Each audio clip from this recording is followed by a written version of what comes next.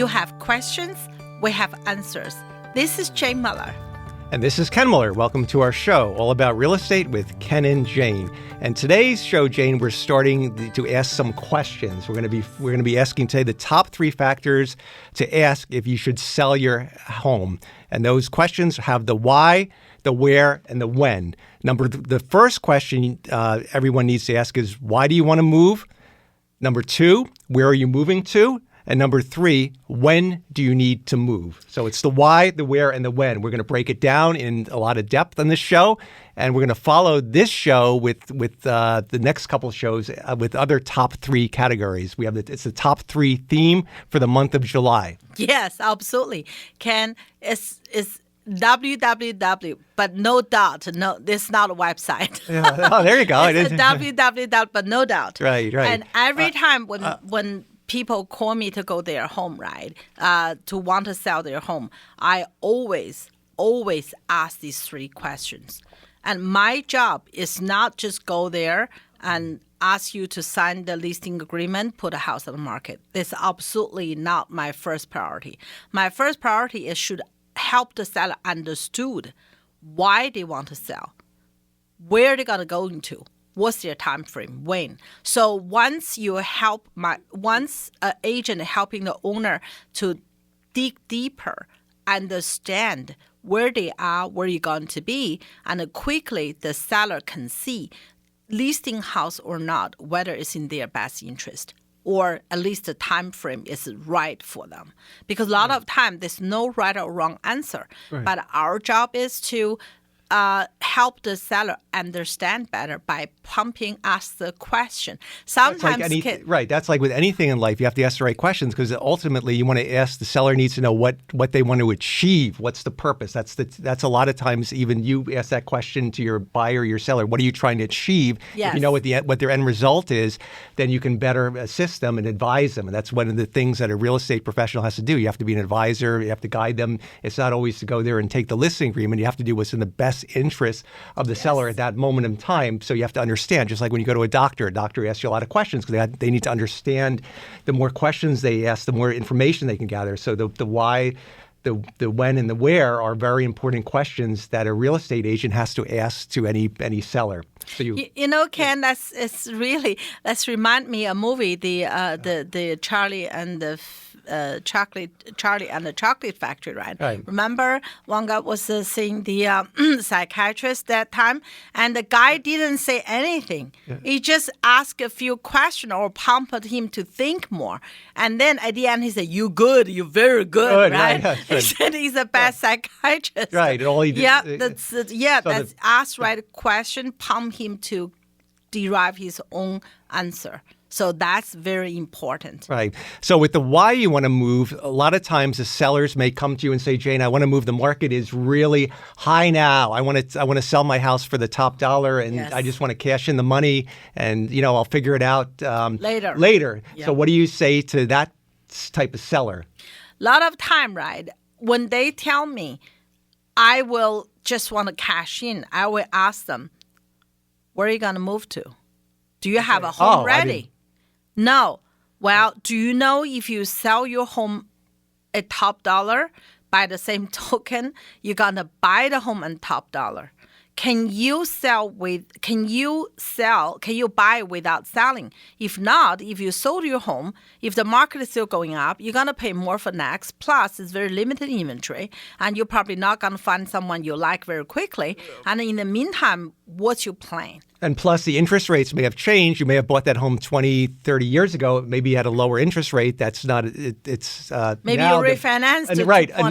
And now the interest rates, so that also you're faced with that predicament unless they're going to buy. So the more you know about the sellers, also the more you know about the seller's financial situation, if they can afford to buy another house without selling this one, if they're going to pay cash, if they need to finance, that can help you help educate them on the market and help them make an informed decision. Absolutely. It's all about helping our client to make informed decision. Right. The more we are the professional, Ken.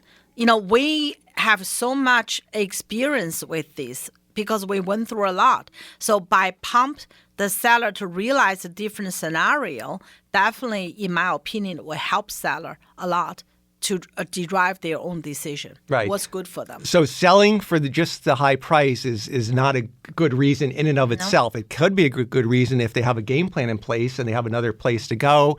But you never go into a listing with the mindset of just list, because down the road it can lead to problems. And you've encountered situations on the buyer side where you've had buyers ready and willing and able, they had their contract accepted, but then the deal didn't close because the sellers, even though they accepted the offer, the sellers and the list agent didn't do their due diligence, and the sellers couldn't find a place to relocate to, so they had to just. Sometimes, Ken, it's not the seller didn't do diligence or the agent didn't advise. Sometimes the seller think they could, and they change their mind later. Right. But by advise them, at least make them think a little more. Rather than just you want to say, okay, sign over here, your house will be on the market tomorrow. So no, you have to ask deeper, share our experience with the seller, right? Let them understand. But after all that, they may still change their mind. I had a few in the past few years, right? I did ask all the question. The seller said, yes, we want to change lifestyle. We already have a huge house, only 2 of us, all the children, grandchildren already grown up in different places. We want to rent in Hoboken, for example, right? And later on, we had a contract, but they went to Hoboken. They realized it's good to have a restaurant night and do something, but they cannot give up the big backyard, the privacy and everything. So they decided not to go ahead with the contract, right? Right. But at least you advise them. If they never thought about it, they'll make it a more rocky road. Right. So the lesson to learn from that might be to ask the question of the sellers: Did you experience that lifestyle? They did. You try it out? They did try it. And that's a thing that you can learn from those lessons in life. That if advise them that, hey, if you've never experienced living down the shore on a weekly, daily basis, then try it first to make sure you'll like it before you commit to selling your home and buying something down there. Absolutely, absolutely. That's very, very important, right? I mean, my uncle, for example, right, God bless him, he passed away a few years ago. He and my auntie live in West Coast. When they retire, they want to buy 55 plus. It's a little bit further out in the very nice, beautiful area. So my uncle put a deposit on the property and said to auntie, how do we know? I give up our, home and near the church, the place, we live for 40 years, right? Let's book a hotel, stay there for the weekend so we can talk to the resident there, so at least learn more before we sell our house and move there, right? They want, obviously, they put a deposit down. They want to purchase before they sell their home. So the couple left one there Saturday morning, and the early risers, they got there, 9 o'clock, and they stayed, checking the hotel, and then the hotel room's not ready, so 12. So they drove to the community and just want to say hi and to see. Suddenly they saw a big travel coach, there, and a lot of people was like rushed get on the bus. And they said, where are you guys going? What's the activity? They said, we're going to San Francisco today. We're going to have a lunch there. Oh. So after that, they were there 2 days, Saturday and Sunday.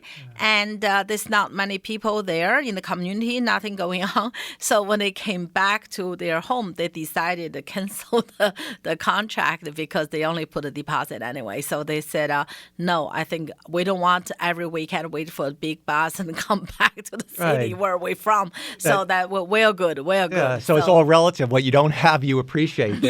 They're away from the city, and those folks all couldn't wait to get on the bus and go back to San Francisco. Yeah. Whereas the traffic and everything. So until today, they still live in their home. But my uncle unfortunately passed away a few years ago. So one of my cousins, one of their children moved in with mom. So they have, take care of her, help with the maintenance of the house. So they still live in the same house. So she never thought she could buy another place far away from the family. So that was, that was definitely worth that weekend to visit. Right. Yes. Yeah. So ultimately, the why has to be a motivating factor. It needs to be a motivating reason, meaning a job, mandatory job relocation, closer to the grandkids, closer to the parents.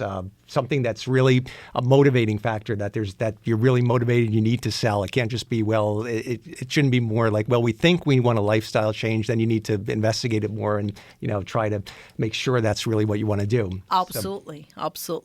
So the why is super, super important.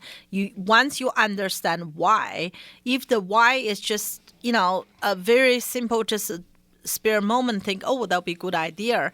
Once when you encounter a lot of, up and downs during the selling, you may easily change your mind. But if you very clearly why, for example, like you mentioned, Ken, you have a job transfer, or the house is you outgrown the house, or you want a downsizing, you want to move closer to family, grandchildren, that's a very, very good reason. So there's nothing. We just had a couple call me, and I told them, I said, sell your house is easy. This is a seller market. I could sell them over one weekend. Truly, we got offer one weekend. I said, where are you going to go, right? I said, do you understand you may not able to find anything you like? Is that what you want to do? And she said, nothing stopped me to say my grandkid, we're going to stay, we're going to rent. If no rent, we're going to, even local, the long-term, like a hotel or something. He said, we're prepared. We just want to leave. We want to be with our grandchildren. So once they said that, I said, that's good, because I want you to understand you may not able to find a rental in this spring market too, right? They said, no problem. Don't worry about us. We will go. Nothing stop us. We just have to see the little ones. So That's they're right. out of state, the travel, they live in Connecticut. So they said, we are going regardless. Right. Another why would be retirement. Sometimes we've had the situation where the client is going to retire in 1 to 2 years, yet they want to put their house on the market now because they want to sell the house, not have to worry about what the market may be in that 1 or 2 years, and collect the money, rent somewhere in the interim, and then move to wherever they're moving, to the Carolinas or Florida, 2 years down the road. That's common, because sometimes sellers are very cautious and they just don't want to take the risk on the market, what the market's going to bear in 2 years. Yep, they want to leave. The day they retired, they know exactly the date, but they know when the lease ends, so they pack up and leave without any worry. And they already have they have the money from the sale proceeds already done from that Yep, time. they probably bought a house in that 1 or 2 years. Right. I mean, some seller in better financial situation, they definitely could buy without selling. But most folks today, that's all they have after they pay their bill, after they pay taxes, after they pay the kids' education. The home is the only kind of money they have, except the 401k retirement. Sure, right? it's one of your most. So that's really, they need that funding to buy another home. So we did had a lot of clients sold, rented 1 or 2 years. In the meantime, they got the money. They can put a down payment or buy cash, either way. So they can move to other warmer or other places in their desire. So that's a good reason to consider to sell now. All right, we're going to take a short break and we'll be right back. All right, welcome back to our show. So let's just wrap up the why, then we're going to move on to the other 2 questions that are important for sellers to ask before they put the house on the market. So to end up with the why, we touched on the lifestyle change. The family could increase, go from so you need to go from that 3-bedroom to the 4-bedroom or the 5-bedroom. The kids may be school age ready, so you may want the couple may need to move to an area that has better schools. So those are other areas that the why is a motivating factor. If you outgrow the space, that's motivation. And if you want the schools or nothing, every family wants nothing but the best school system for the kids. So that why is a motivating factor as well. So it comes down to the why comes down to you need a motivating factor. That'll be determined if the sale is really going to be push through. Yes. Very important. So let's talk about the where are you moving to? So there we touched on that too. So when you put the house on the market, it's nice if you know where you're moving to, if you have a plan. Sometimes the sellers don't, but that's not the end of the world. They can, their plan is, well, it's once we get a contract, we'll find something that can happen. That's you encounter that every day as well. And some sellers have a plan and they already have their home picked out in Florida or wherever it may be. I think with the where, right, Ken, I would suggest that if you really want to be moving out of the area, your comfort zone, right, either out of state or totally other area, I would suggest you maybe rent a year, see whether you like it. Remember Dad and Mom bought a house in Whiting that time? Mm-hmm. I told them it's not a good idea. Do they listen? No. So far from the grandkids. I said to Ken, you better stop it. He said, don't worry, Jane. Dad did that a lot of time. They put deposit and later on they changed mind. And this time they did. And then they bought it in Whiting, and then our daughter's born, and they realized it's too far. And even though they were told that many times. They've been told. They didn't register, right? Yeah. They've been told. They say, okay, we'll be okay. But once the grandchild is born, and then they couldn't wait to come back. But the problem was they bought that property in the high 2005. They waited for that lot, so they paid a premium for that, a premium lot they've been waiting for years, and they bought the highest market, 2006, I think. They bought so high, and they asked the builder give all the upgrade the builder can have in the showroom. Right. So at the end, they lost $100,000 that deal, right? So and then they went there, and the beginning, the club was nice. They're happy. They go there, and after 2 weeks, they realize, they from north and they from south. So sometimes, the neighbors, they all nice, very nice neighbor. But after a while, they miss their friend up in the north, and they miss grandchildren. Right. So the where should always have the consideration of how it will impact your family, your friends, your livelihood. Yeah. You can always certainly, a lot of people love moving somewhere. They love the scenery, the change in the weather, but you always have to consider it. But a lot of times the families may not realize it until they already are situated there. They may think it's paradise for the first few weeks, but then as time goes by, they get lonely. They miss like you said, they miss their children. They miss the grandkids. So the where has to, you have to consider that. And sometimes people just don't know until they've already made the commitment. So it's it's sad, but it happens. You even had a client that was a husband and wife. They lived for many years in their house in Central Jersey. Unfortunately, the husband passed away. So the wife suddenly passed away. So the wife felt the house was too much. It was too empty. She wanted to. Too much bad memory. Too much good memory. Too much. Yeah. So she wanted to change the scenery. So she thought the shore, somewhere down the shore, would be the answer. It would be a lifestyle change by the beach. I guess she enjoyed the ocean, loved being by the water.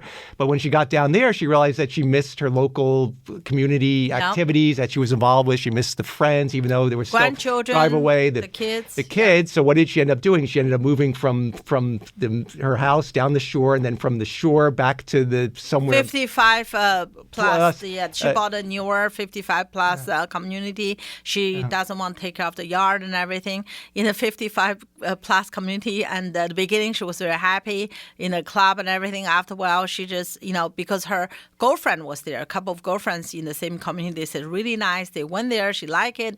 But after a while, there's too many rules for her. She doesn't want to follow them. Right.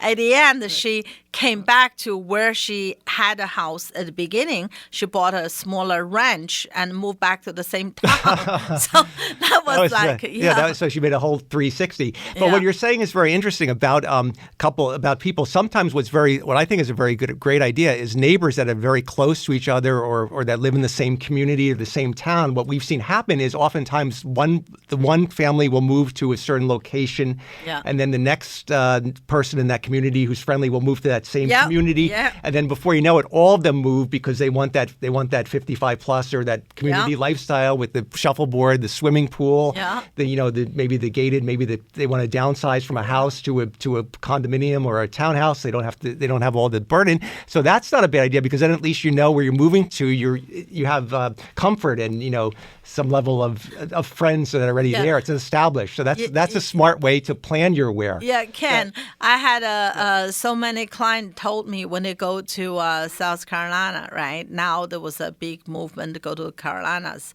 And they said majority of people went there. It's New York, New Jersey. They either from Brooklyn or they from Brooklyn to Staten Island to New Jersey. And then when they are, they all somehow share the similar roots, right? So that's like a lot of New Yorkers and New Jersey residents move down there. So you have a lot of friends there very easily. Yes, absolutely. Oh, absolutely, right. Yeah. So the wear, again, it's not always definite. There's always changes. That's what happens. Life is uncertain, and it's always changing, right? And people's moods change and preferences change. And just like with college, when you're a major in college, you don't think that's going to be the be all end all because people change majors. So you can buy a house, and sometimes we're human, so sometimes we make decisions, and then they turn out to be not the best decision. So you change.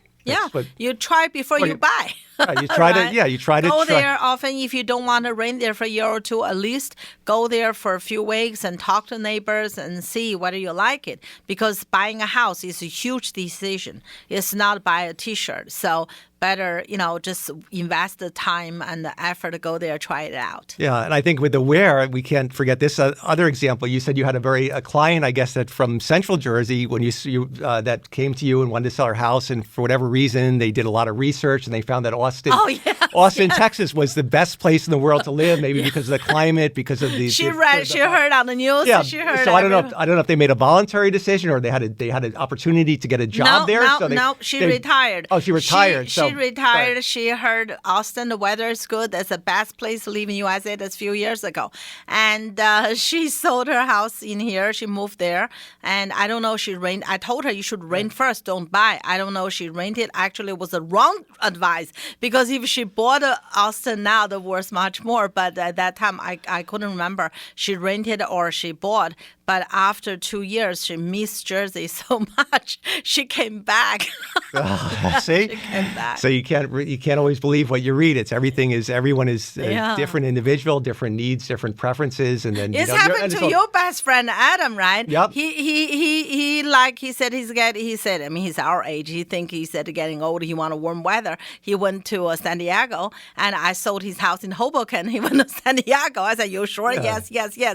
Went to San Diego, but thank God he didn't buy. He rent, right? Right. And then 6 months later, he said he missed New York food so much he flew back. Yeah, and that was somebody who had been there and vacationed there and fell in love with it and thought that weather and could tried to make a lifestyle there. But after being there, after 6 months, it wasn't a vacation. He missed the New York. There's something about the New York, the excitement of the metro area, and all the activities we take in New Jersey. We have so much at our fingertips. Yes, in Central Jersey, you have access to the beaches, the parks. We covered what all the wonderful parks and recreation facilities that Central Jersey has, the access to the cities. So it's just a wonderful, we have so many things within such close proximity that people don't realize it. If you're in other places in the world, they don't have the food we have, whether it be the bakery, the bagels and things, the pizza in other parts of the even this country is nowhere near what it is in New Jersey and New York. Yeah, for me, the Broadway show, that's the best. Yes. Right. Yes. Right. Yes. So let's talk about the third thing, the time frame. So we said the why, the where, and now the when. When do you want to move? So the time frame is important. That's very important too. I mean, when you want to move is very important. I remember a couple of years ago, a client came to me, want to put a house on the market, and they bought a new construction. And I said, when is going to be available? They said, the builder tell me. I said, how do you know? They could have a cold winter. They could have anything. And let's wait a little bit and before you sell. But I don't want to carry two houses. I said, well, you carry two houses, you know how much going to cost you.